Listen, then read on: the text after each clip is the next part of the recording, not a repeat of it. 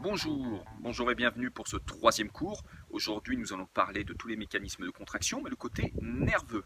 Nous allons aussi parler du traitement de l'information par les récepteurs sensoriels.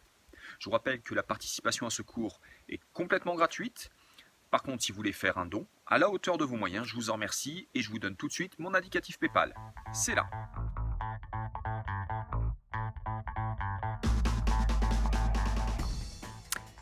Alors, les muscles sont à peu près la source d'intérêt principale du sportif. Est-ce que mes muscles sont assez gros? Est-ce qu'ils sont assez puissants ou endurants? Ai-je assez récupéré musculairement? Chez les sédentaires, on est moins dans cette considération, et d'ailleurs la sédentarité impacte directement le muscle et son fonctionnement.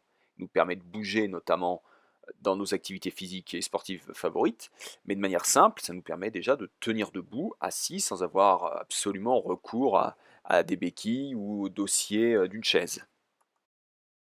Donc aujourd'hui, nous allons traiter des différents types de contractions musculaires et ensuite la manière dont l'ordre nerveux va générer une contraction, soit une contraction volontaire, soit une contraction réflexe. Nous allons aussi regarder un petit peu l'agencement musculaire pour créer des mouvements complexes. Alors, il y a différents types de contractions. Nous avons les contractions isométriques. Alors, la plus connue, bien sûr, c'est l'exercice de la chaise qu'on fait faire aux jeunes sportifs. C'est un des exercices les plus simples. Et à l'opposé, nous avons les contractions qui permettent un déplacement de levier osseux. On parle de contractions anisométriques. Parmi les contractions anisométriques, nous avons les trois types de contractions. Les contractions concentriques, le muscle va se raccourcir en se contractant. Les contractions excentriques, le muscle va se contracter, mais ses insertions vont s'éloigner, le muscle va s'étirer. Et enfin, nous avons les contractions pliométriques qui vont utiliser l'aspect élastique, le réflexe élastique de l'étirement du muscle. Alors, je vous laisse découvrir ce schéma qui vous explique un petit peu la différence entre les contractions concentriques, excentriques et isométriques, pas pliométriques cette fois-ci, mais isométriques. Contraction concentrique permet par exemple de déplacer un poids, on est capable de mobiliser, on est capable de le déplacer, donc là en l'occurrence de fermer le levier osseux de l'avant-bras sur le bras. La contraction excentrique, il s'agit de retenir une charge très importante en contractant le muscle du biceps, mais l'avant-bras va s'éloigner du bras. Et enfin la contraction isométrique, le poids est mobilisable, on peut maintenir par exemple un angle de 90 degrés du bras sur l'avant-bras, on est capable de contracter fort son muscle et de maintenir cet angle. Encore une fois, pour illustrer les différents types de contractions musculaires, j'aime bien utiliser le geste de la pompe, qui est un mouvement que tout le monde connaît, qui permet donc d'avoir une contraction concentrique, c'est-à-dire lorsque je pousse dans le sol, le triceps et le pectoral se contractent, donc je monte. Et lorsque je redescends, mon triceps et mon pectoral se contractent mais s'étirent pour ralentir la descente et éviter que j'aille me casser le nez sur le sol.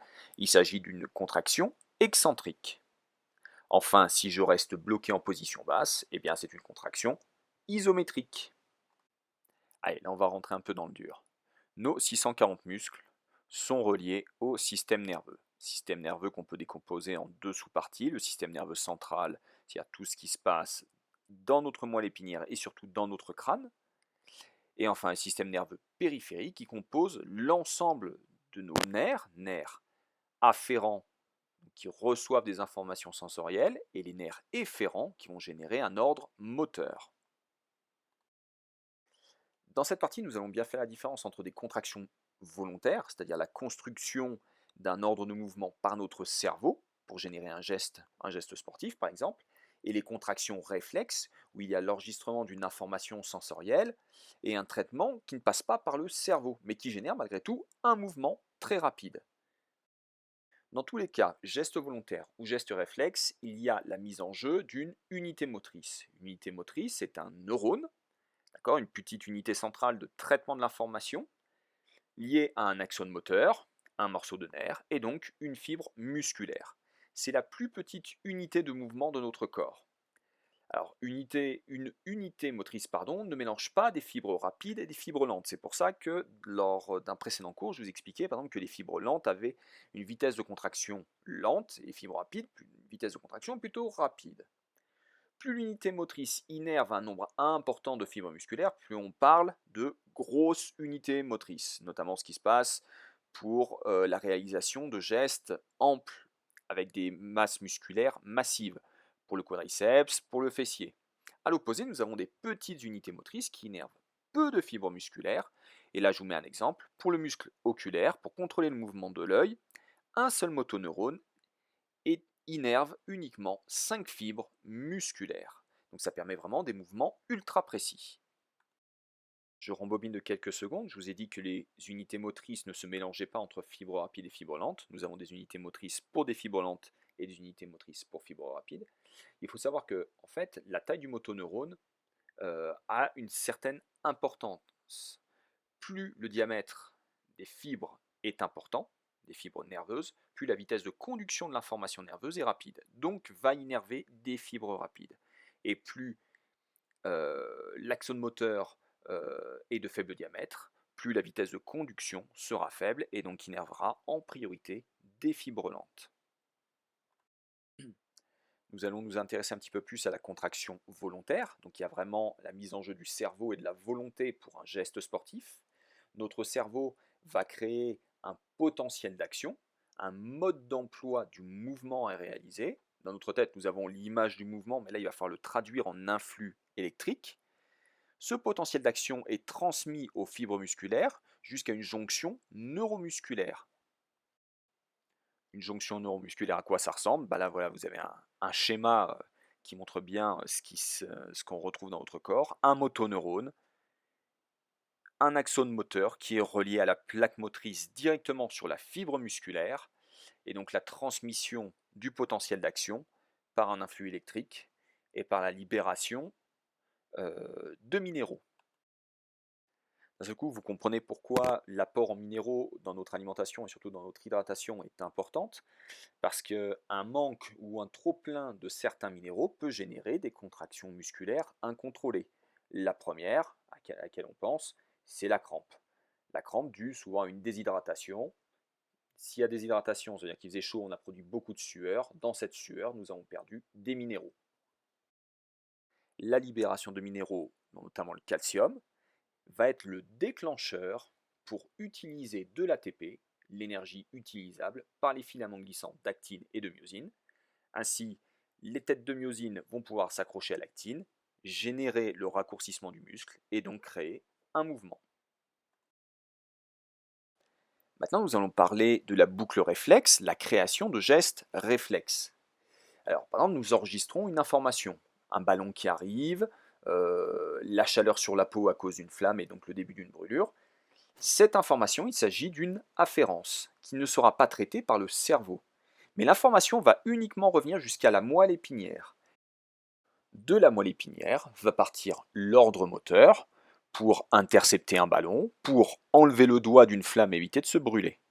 Il n'y a aucunement un passage par le cerveau. Il s'agit d'une boucle réflexe.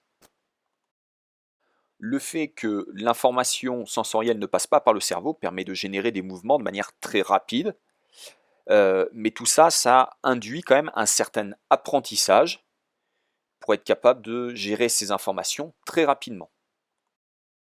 Cet apprentissage par des gestes basiques va permettre à l'ensemble de nos récepteurs sensoriels et donc de tout l'ensemble des unités motrices d'apprendre à gérer certaines choses comme la synergie musculaire.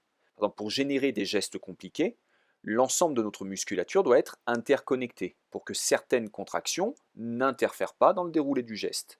Si je veux tendre mon bras mais que mon biceps reste contracté, le triceps ne pourra pas générer un mouvement fluide, voire probablement ne pourra pas générer de mouvement du tout.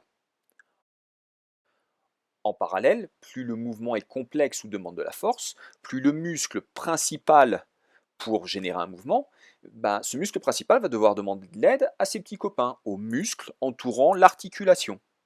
On parle alors de synergie musculaire. Comme ça, la contraction ne se reposera pas sur un seul muscle, mais des muscles parallèles, plus petits, peut-être plus faibles, vont être là pour donner plus de précision et plus de maintien sur l'articulation. Enfin, l'apprentissage nous apprend aussi, donc au-delà du relâchement du muscle antagoniste, nous apprend à bien gérer la coactivation antagoniste. Je prends l'exemple du drop au rugby ou d'une chandelle qu'on va taper au rugby. Le quadriceps va se contracter pour shooter dans le ballon. Mais pour éviter une blessure, une lésion sur les ischios, pour éviter de venir en butée articulaire, le muscle antagoniste au quadriceps, c'est-à-dire les ischio-jambiers, va se contracter pour ralentir le mouvement et l'arrêter. Dans le cas précis de cet ischio qui se contracte pour éviter de se blesser, on met en jeu ce qu'on appelle le réflexe myotatique. Il s'agit de la mise en place d'une contraction musculaire suite à un étirement. Au-delà d'un certain niveau d'étirement, le muscle va réagir avec la création d'un potentiel d'action, ce potentiel d'action mettant en place une contraction pour le protéger. On utilise le réflexe myotatique souvent sans le savoir. Lorsque je prends une impulsion pour sauter, lorsque j'ouvre mon bras pour faire un service au tennis ou au volley, lorsque je fais une pompe, lorsque je descends en pompe, j'étire mes ischios, j'étire mon triceps, et donc il va y avoir une contraction réflexe qui va m'aider à remonter. Tous ces concepts impactent notre manière d'enseigner une activité physique et impactent l'entraînement de qualité physique. L'entraînement passe par différents moyens, par l'apprentissage moteur et par l'organisation des différentes contractions musculaires pour avoir un geste efficace. Nous en avons parlé plus haut en termes de synergie musculaire et de relâchement des antagonistes. Et il faut bien voir que ça ne se met pas en place tout seul. Pourquoi un débutant se fatigue beaucoup plus vite, au-delà de la simple concentration? Pourquoi est-ce que musculairement il fatigue? Tout simplement parce qu'il n'y a pas la fluidité de mouvement qu'un expert a. Un expert a un meilleur rendement énergétique, a un geste mieux organisé qu'un débutant. D'ailleurs, on dit souvent que les enfants avant la puberté ne peuvent pas avoir de gain de force. En fait, si, un enfant a un gain de force, mais un gain de force qui ne vient pas forcément par le fait qu'il y a une augmentation de la masse musculaire. Tout simplement, il y a une meilleure organisation de la contraction des ordres de contraction musculaire, une meilleure organisation de la coactivation, un meilleur relâchement des antagonistes, et donc en fin de compte une meilleure maîtrise technique. J'ai en tête des images de gamines de 7 à 8, 10 ans qui sont capables de faire des tractions en gymnastique, des tractions au renversement sur une barre, alors que dans l'idée, elles ne sont pas forcément très performantes en force. Mais il y a une technique qui est maîtrisée. Il y a une optimisation des ordres nerveux, et au final, ça aide quand même pour l'optimisation du fonctionnement énergétique. Dans notre manière d'entraîner, dans notre manière d'apprendre à quelqu'un un geste sportif, il va falloir on doit y aller par étapes, en faisant probablement des allers et retours parce que toutes les choses ne sont pas acquises de manière uniforme. On garde en tête que le système nerveux, c'est le premier à s'adapter. C'est d'ailleurs pour ça, donc, comme je viens de vous l'expliquer, que les enfants progressent malgré tout sur des mouvements de force, parce que la technique est de plus en plus fluide, le geste est vraiment meilleur. Mais au début d'un programme d'entraînement, d'accord, le débutant progresse, mais on devra être capable de faire des allers-retours si les bases ne sont pas solides sur la construction du pattern moteur. Dans un second temps, on pourra travailler sur les mécanismes métaboliques, c'est-à-dire améliorer une endurance, améliorer une capacité anaérobie, vraiment développer la force sur le côté anaérobie à lactique, vraiment le côté énergétique, mais ça, on a le temps, ça se fait progressivement. Un geste qui n'est pas adapté va consommer beaucoup d'énergie, donc essayons d'avoir un geste fluide, bien construit, avant de chercher à développer le moyen d'améliorer toutes les filières énergétiques. Et voilà, c'est la fin de ce troisième cours. On se retrouve dans quelques jours pour la suite.